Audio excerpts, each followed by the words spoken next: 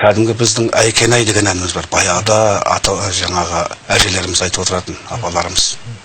Сосын ойладым, мынау Айкенайды айтса, біздің қыздарымыз өз бір топпен өздері болып айтса қалай болар екен. Енді ұлдарды араластырмай-ақ сол бірыңғай Айкенайды сол қыздардың дауысымен берейікші.